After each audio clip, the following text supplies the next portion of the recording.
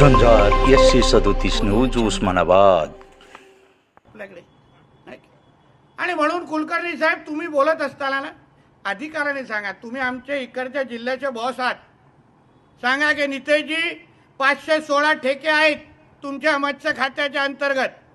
516 ठेके हे भारतीय जनता पक्षाच्याच विचारांच्या मत्स्य संस्थेला भेटले पाहिजे असं सक्त ताकीद देऊन मला इथून काढा।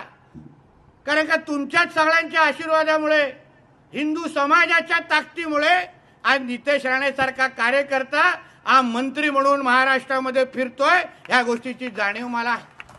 म्हणून कुठलाही निर्णय घेत असताना पहिलं प्राधान्य हे भारतीय जनता पक्षाचा कार्यकर्ता आणि हिंदू समाजालाच देणार, हे माझं सरळ स्पष्ट ठरलेलं आहे। आणि म्हणून आता बैठक घेऊन आलेलो आहे। बाकीचे आपले सहकारी त्या बैठकीत होते, त्यांना कळलंय माझी भाषा कशी आहे आणि अधिकाऱ्यांना तर चांगलं कळलेलं आहे।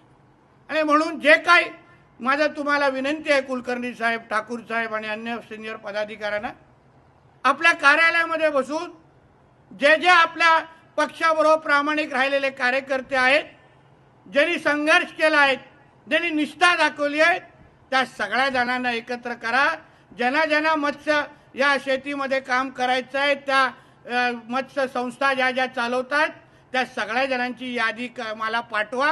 प्रत्येकाला त्या त्या तलावाचे ठेका कसा द्यायचा मग काम माझ्यावर सोडा, मग माझ्यावर कसं कागदपत्र तयार करायचे तेही माझ्यावर सोडा, काही चिंता करू नका। काय 19-20 असेल ना, 19चं 20 मध्ये बसवायला मला येतं, तुम्ही चिंता करू नका। तुम्ही फक्त यादी तयार करून पाठवा। आता जिल्हा परिषद पंचायत समितीच्या निवडणुका येत आहेत। आपल्या कार्यकर्त्यांना माझ्या खात्याच्या माध्यमातून जिथे जिथे आर्थिक सक्षम करायची गरज असेल तिथे हक्काने मला जबाबदारी टाका। जबाबदारी पूर्ण झालेली असेल हा विश्वास तुम्हाला या निमित्ताने ते देऊन जातोय, कुठेही कमी पडणार नाही। शेवटी तुमचा अधिकार आहे आमच्यावर, आम्ही काय उगाच मंत्री फक्त मिरवायला झालेलो नाही।